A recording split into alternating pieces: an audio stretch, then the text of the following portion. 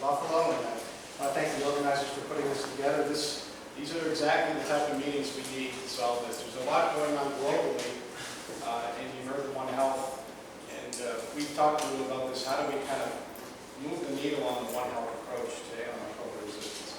So I'm going to take the next, I don't know, how much time do I have? 40 minutes or so? Yeah, 30 to 40, and along the way, again, I would simply ask, as thoughts come to your mind, please write those down so that you can share those back with us. Okay, that's good. I'm going to talk to you a little bit about what's happening in animal agriculture and how it could impact both the environment and public health. So starting out, believe it or not, antimicrobials have not been around a long time. They've only been around really since the 1930s and 40s. This is an actual advertisement from Life magazine in 1944. Thanks to penicillin, he will come home. Penicillin was considered a super weapon for the Allies. Only the Allies had it. The Axis powers did not have it. They used it to treat infections in our military, especially those fighting in the islands near Japan, quite a bit. And then we saw that the way this got advertised in the States is, again, the miracle drug. That's why you hear antibiotics called miracle drug. Here's penicillin cures gonorrhea in 4 hours. But that's not the case, right? But this is what the public thought. And then, as Shamik pointed out, you see more and more covers like this over time.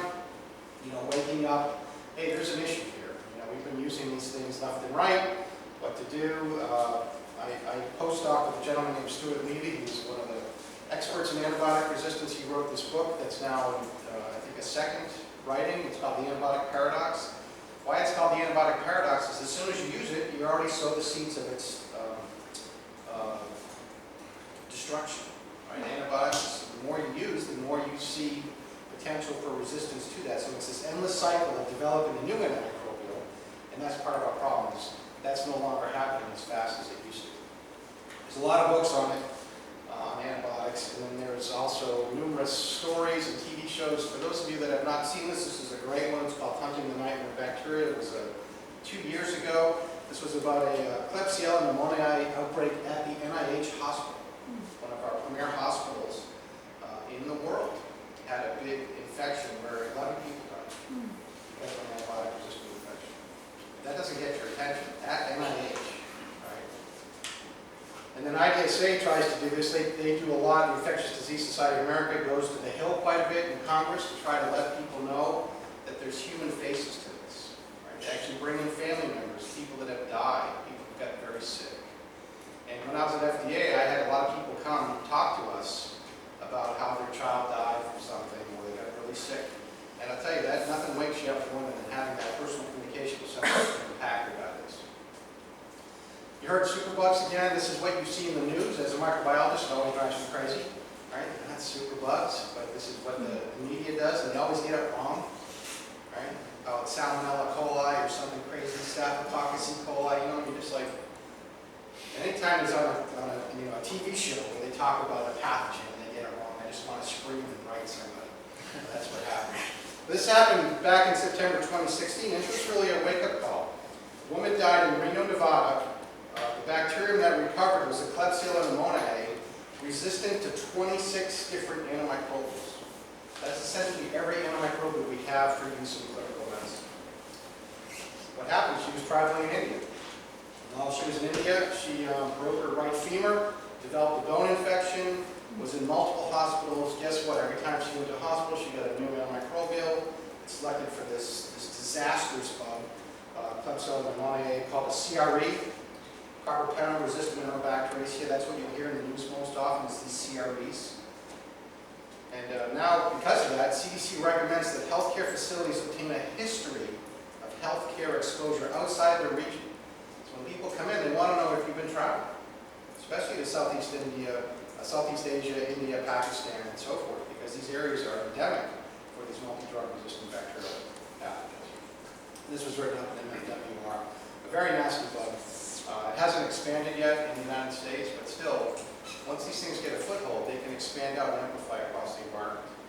So here's a sobering statistic. There are over 100 antimicrobials used in clinical medicine, be it veterinary medicine or human medicine, and we have resistance to every single one. And I shouldn't say clinical resistance, decreased susceptibility in some cases. Some of these antimicrobials still work, and there may not be a new resistance mechanism identified, but we are losing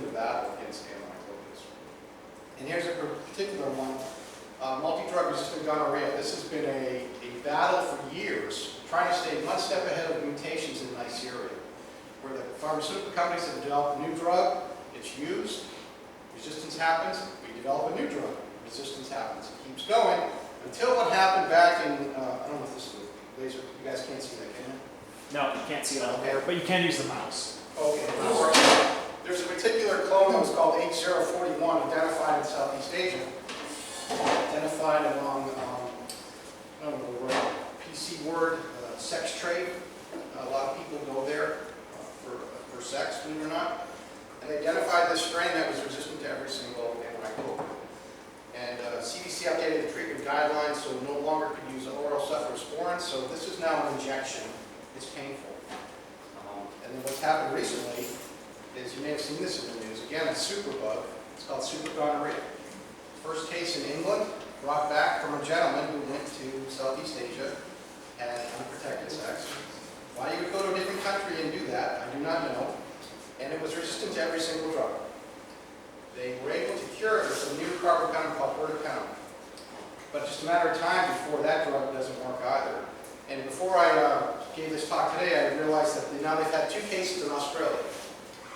And guess where they went? The 2 guys. Anyone want to guess? Sex trade in Southeast Asia. So this is a bad idea. If you're going to go, right, this is classic stuff, right? You got to cover up if you're a guy. So looking at resistance again, this is kind of what we've been taught. You know, there's resistance genes in bacteria, there's an antimicrobial, which is the selective pressure, equals antimicrobial resistant bacteria. But really, is it this simple? And I would argue it is definitely not that simple. Janine showed one particular pictograph. This is trying to show it all together. You know, we have all these different foci. We have definitely resistance being selected in the hospital. We definitely have it in the community. Most definitely have it in food animals after some of the data I'm going to show you. But up here is this kind of gray area where I think we need a lot of research. You know, it's the environmental impact, these anthropogenic selections. What's happening, as was pointed out, the manure from cattle operations is being spread out in the fields. We can find antimicrobial resistant bacteria. We can find antimicrobial resistance genes. And what's happening to those? They're getting in the soil, they're getting in the water, it's getting on your foods. I'm going to show you later that produce and seafood in particular, most of that food is not produced in this country anymore. We import that in. So then we're also importing in whatever those agricultural practices are over there. They're using drugs that we don't approve of here. Chlorphenol is used frequently in other countries when they raise food. So it's complicated. It's a great shirt. That's the way to say it. So coming back to how antimicrobials are used in food production, probably a lot of you have heard this and seen it in the news. One is obviously to treat diseased animals. Much like yourself, if an animal gets sick, veterinarians treat them. Right? They use the same antibiotics for the most time that you guys would get from a physician. They also control outbreaks of disease. So if you have 3 cows in a herd of 75, you're going to potentially prophylactically treat them all, much like a daycare center. Right? You want to stop the other cows from getting sick, so you kind of do it in advance. So they're not showing signs of illness. So you're kind of doing it as a, right, you're weighing your potential to keep them from being sick. So think about what's happening. They don't have an active infection, but you're giving them an antibiotic that's selecting for resistant bacteria, probably in their gut. And then the last one is the most controversial, and that's where we've been debating this for over 50 years globally. Promote weight gain and improve feed efficiency. They found this out back in the 40s when some of these companies were manufacturing antimicrobials, that what was left over they fed into animal feeds, and these animals grew faster. So they don't know exactly how that happens, but so this was kind of a routine practice, is giving antimicrobials, and would increase feed efficiency, and they would grow faster. And I'm going to show you FDA has kind of made this illegal about a year ago. So that's a big thing, but that's 2017, so how many years will we be doing that? 2 particular antimicrobials I want to point out when you look at this overlap of human health and animal health are 2 classes, fluoroquinolones, which are used quite extensively in human medicine. They're used also in veterinary medicine. Enrofloxacin and danofloxacin are kind of analogs of ciprofloxacin. I'm sure you've all heard of Cipro. And then 3rd generation cephalosporins, the main one used in human medicine is ceftriaxone. There's a veterinary drug called ceftiofur, very similar. And ceftiofur will select for ceftriaxone resistant bacteria and vice versa. So you see these veterinary analogs and human analogs, they're doing the same thing. They're selecting for the same resistance genes that can go back and forth. So what has FDA done? They've had a long process trying to do this. Now FDA was there for a long time. There's a lot of politics with this. You get a lot of stakeholders coming in. You have the public health advocacy groups, but you also have the veterinary groups. And it's been a, Congress is the one who decides this sometimes. And I'm sure you've seen what's happening in Congress lately. It's dysfunctional.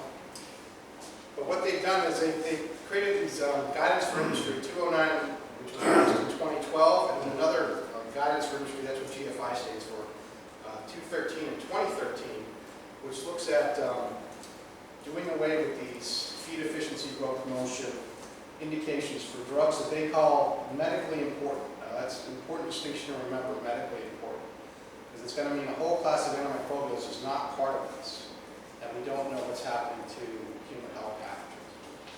And I'll point that out to you. But in Guidance 209, these are two key principles outlined, and they actually make pretty much sense. We should have done this 50 years ago. This is how long it took to do it. Limit use of medically important antimicrobial drugs to those uses considered necessary for assuring animal health, so meaning therapeutic. So that means really the feed efficiency growth promotion claims for medically important antimicrobials. They're not allowed anymore. So farmers can't do that, veterinarians can't use them for that. And what was also crazy is a lot of those antimicrobials were available over the counter. Has anybody been to a feed store in the past several years? Walked in with them? Big 50-pound bags, tetracycline, you can buy yourself. And you go mix it in with your ration and give it to your animals. So that no longer is allowed. For medically important antimicrobials, and that's a big distinction. FDA has a list, you call it Appendix A, and it's in Guidance 152 if you're ever interested. And they have a listing of what antimicrobials they consider medically important. And those are the ones that you would typically know about, tetracyclines, penicillins, cephalosporins. But the medically non-important ones are the ionophores, polymyxins, other things. So they're still being able to use this way. But no one's really looked to see if they have impact on antimicrobials that are treating human pathogens. Which I think there's some growing evidence that they do, which will really upend FDA's kind of theories at this point. So back a year ago, January 1, the use of medically important antimicrobials in food and water are limited to therapeutic purposes only. A veterinarian has to be involved. In the past, the farmer could do this. And I'm not blaming farmers. It's just that you need to be educated on how antimicrobials are, how they're to be administered, how they're to be used. And I don't think a lot of our farmers get that education. So the over-the-counter has gone away from medically important. They're now prescription only. You have to have a veterinarian involved, which is pretty cool. One thing that came out of it that not many folks know about, this impacted beekeepers. This is just kind of an FYI. Beekeepers in the past could use tetracycline for foul brood. Does anybody know honeybees at all?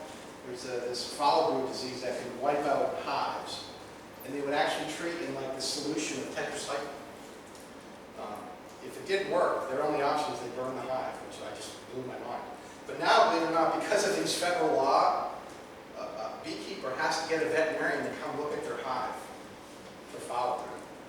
And in Tennessee, I found one veterinarian that understands honeybees for the whole state. That's the same way across the country. It's insane.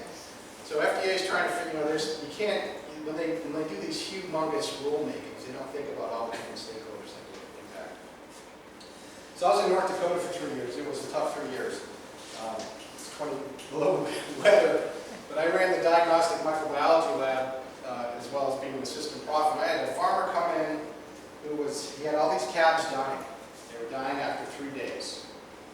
And I just happened to walk up to the counter and I said, what's going on? He goes, they're dying of E. coli scours, which is diarrhea, much like neonatal diarrhea. Calves in particular get diarrhea, and they die from it if they don't give them, supportive therapy, dehydration and so forth. And I said, well, what are you giving them?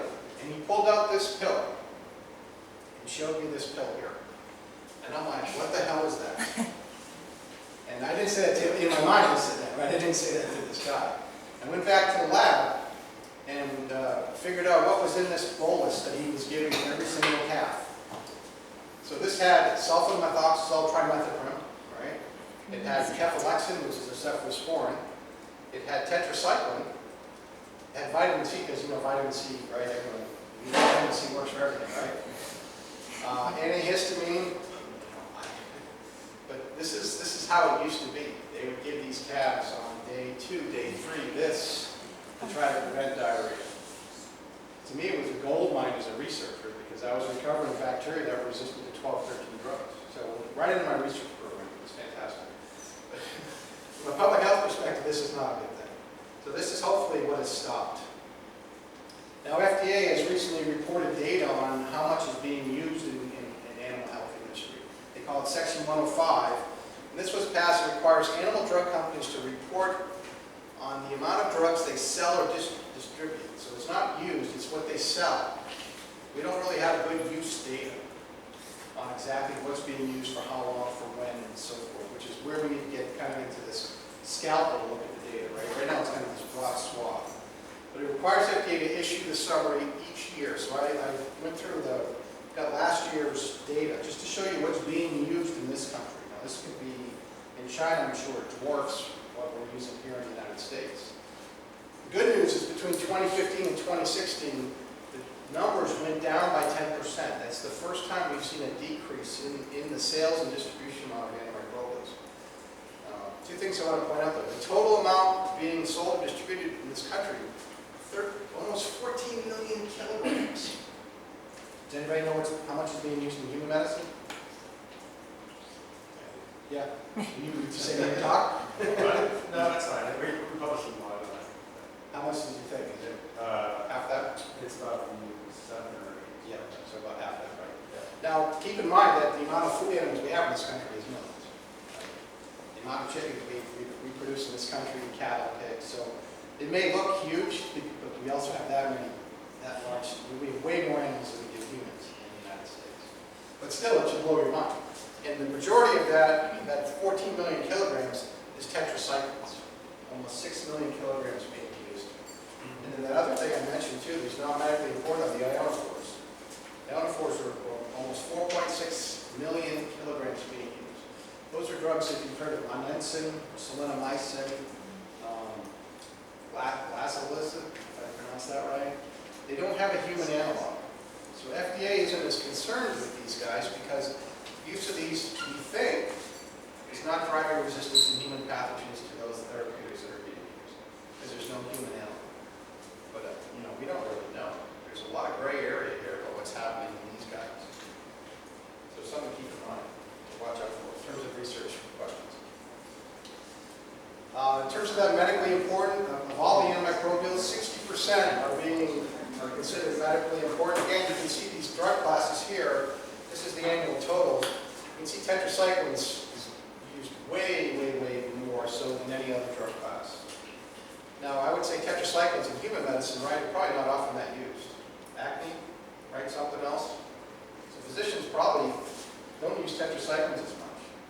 So there's probably not that direct impact. But what I'm seeing in multi-drug resistance is tetracycline resistance is usually part of that multi-drug resistant cluster. So tetracyclines, the tetracycline selecting for TET resistance may not be a big issue.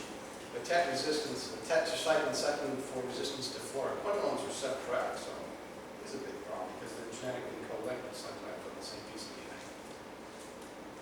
For the first time this year, FDA broke it down by food production species. In the past, it was just, here's all this data. People were like, well, how much is being used in chickens? How much is being used in cattle?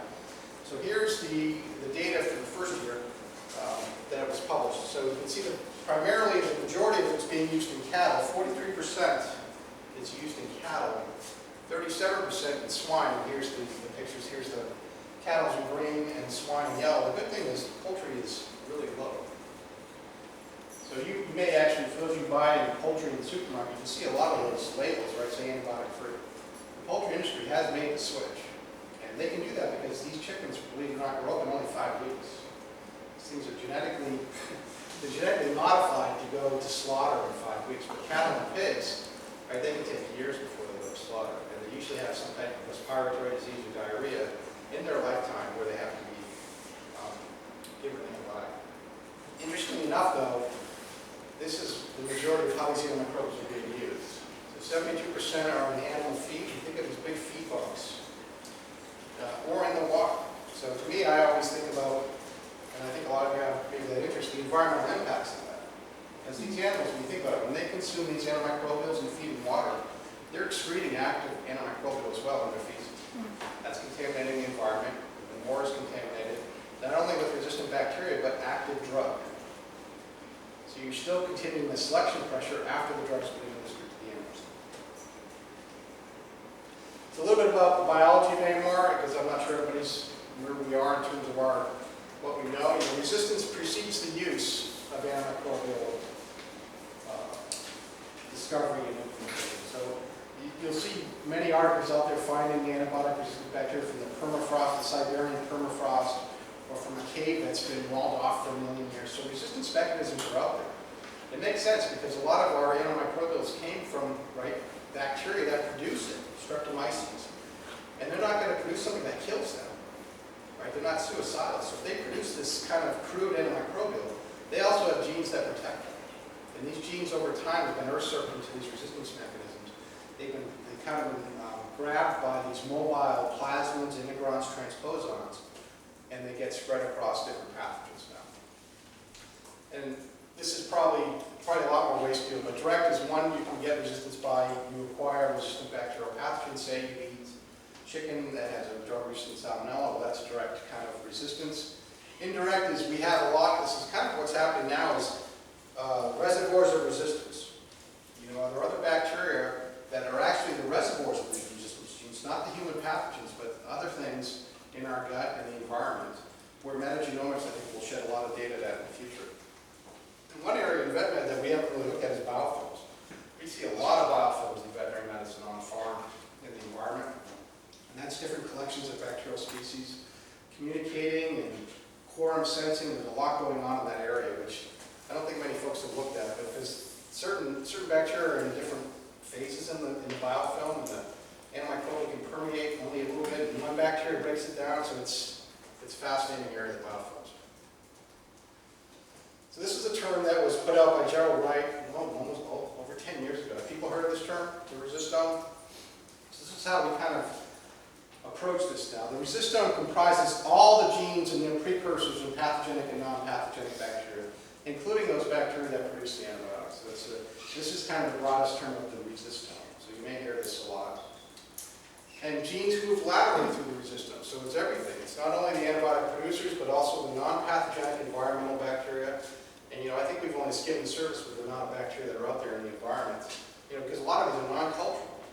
You can't culture them. But from a metagenomic perspective, we can identify the DNA and see what they're there.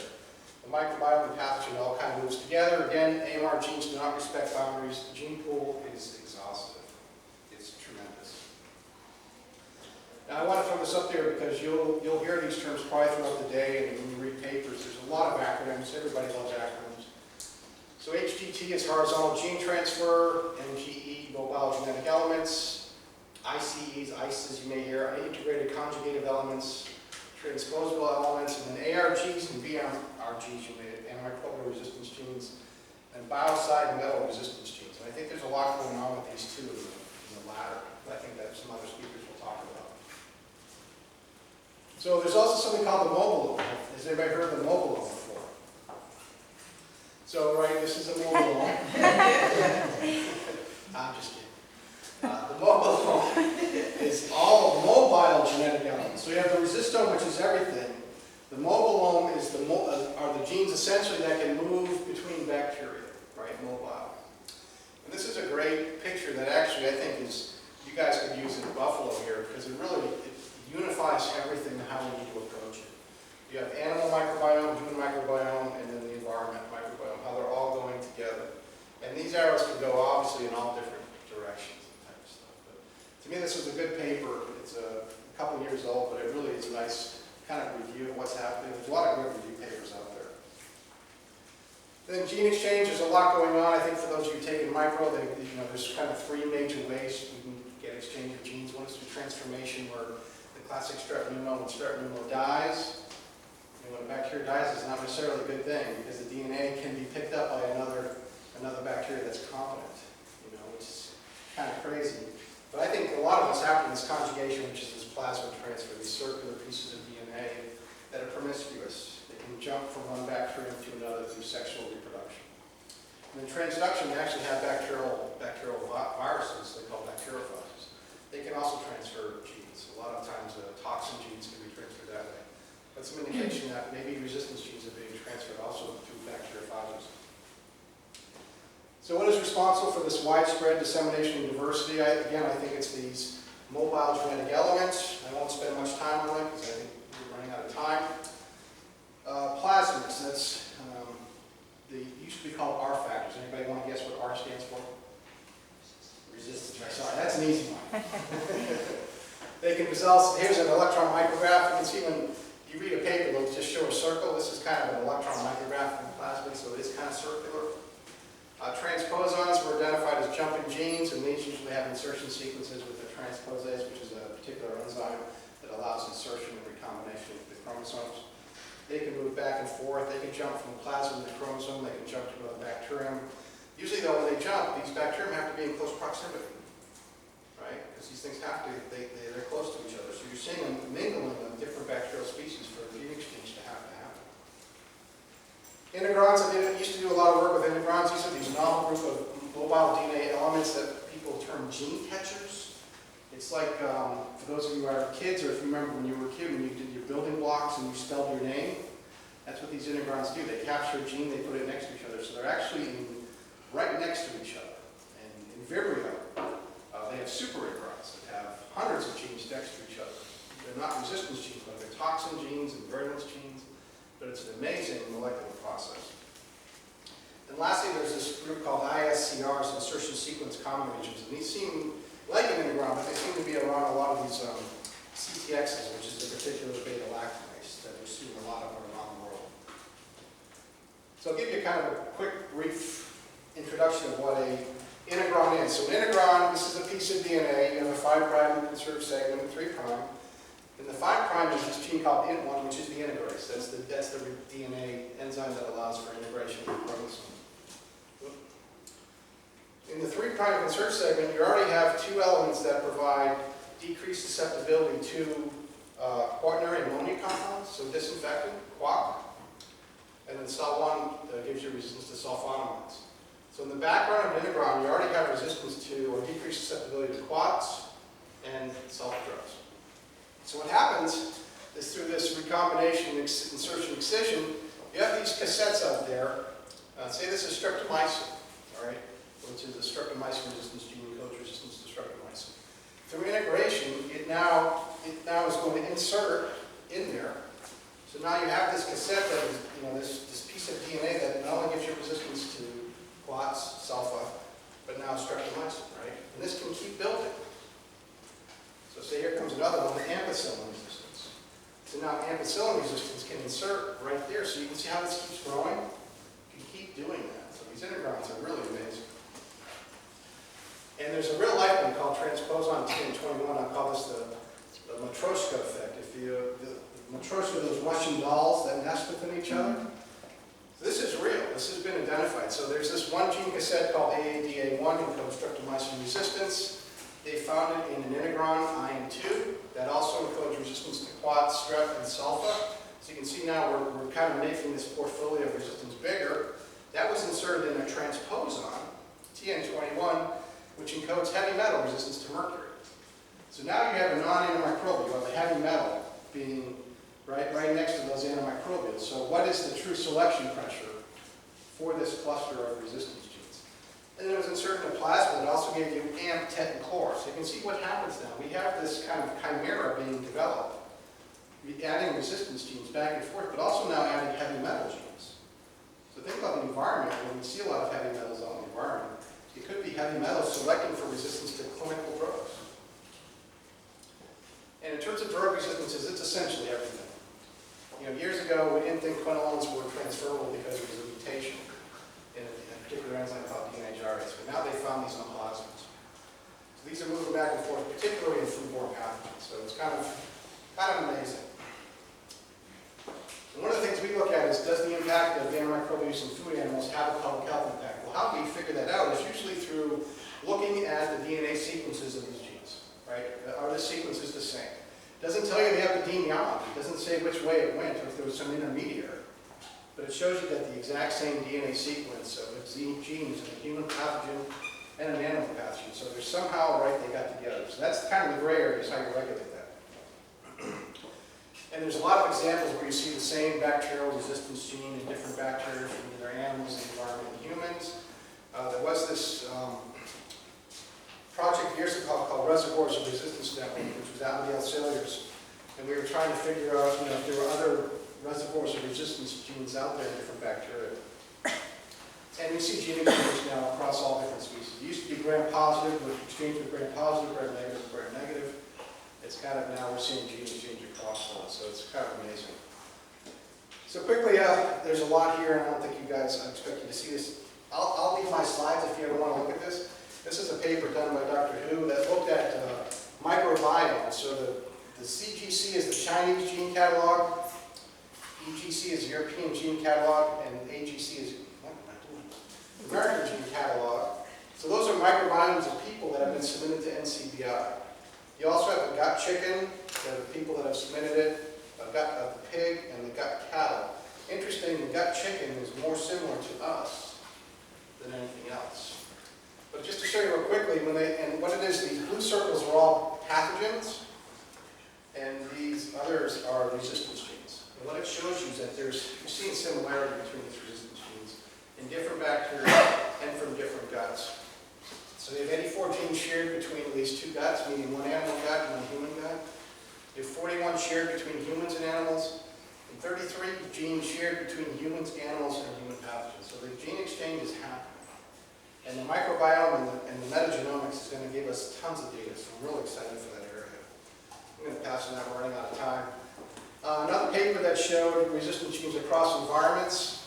They looked at 864 metagenomes, so 350 from humans, 145 from animals, 369 from environments.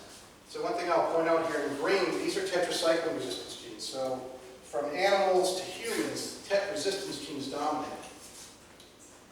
In the environment, it was beta-lactamases. So we're seeing a little difference here.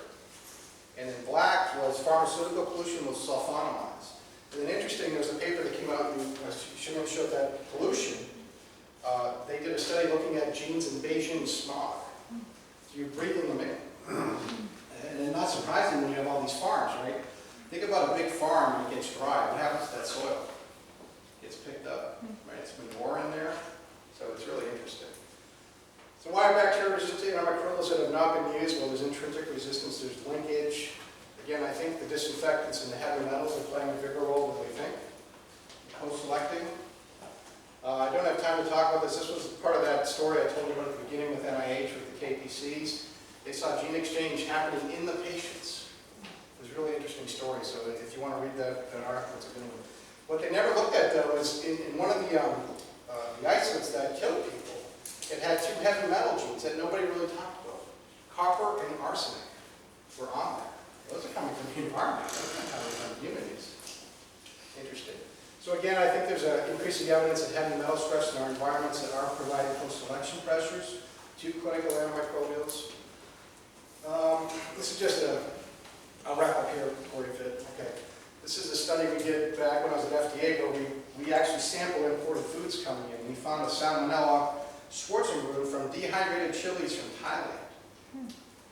And when we found it, we ran resistant. It was resistant to 13 different antimicrobials. And we did the whole genome sequencing and we found all these different genes. So this was coming from chilies in Thailand. And we found out the whole agricultural processes is they had like aquaculture pen, and they had chickens on top of the aquaculture pens, defecating into the aquaculture to provide nitrogen for the fish. And then when the fish were gone, they scoop up the soil and put it out to the chilies where the chilies are being grown. So you can see this incredible ecosystem is fascinating.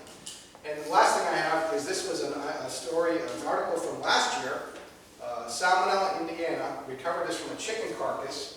30 resistance genes were identified on one plasmid. 30. It just blows your mind that this is what bacteria can do. So how do you fight that? MCR1, I think someone will probably talk about this. You may have heard the mobilizable colistin resistance. This is the drug of last resort, polymyxin. It's not used in the U.S. in animal agriculture, but it has been globally. And there was a paper just came out, kind of looked at the epidemiology of where it began. I think it began in China, being used in pigs, and now it's been identified in 5 continents, the same gene in different bacteria. So it's this global spread. It's from epidemiology incredible. So lastly, this is my last slide, predicting the future. What do we need to do? Well, we still need to improve our understanding of what factors contribute to the selection. Again, the co-selection of heavy metals, other materials. How do resistance mechanisms evolve? How does one come out of nowhere? Right? We've been tracking, we've been doing surveillance for years. What are the mechanisms of linkage? What drives gene exchange in the environment? What are the niches where pathogens and environmental organisms coexist? And I think we also need new microbial risk assessment tools. And as mentioned before, I think the AMR is a great example of One Health can really look at this. And with that, I apologize for going over a couple minutes. I don't know if we have time for questions or we'll do it later. Yeah, we do. First, thank you, Dave.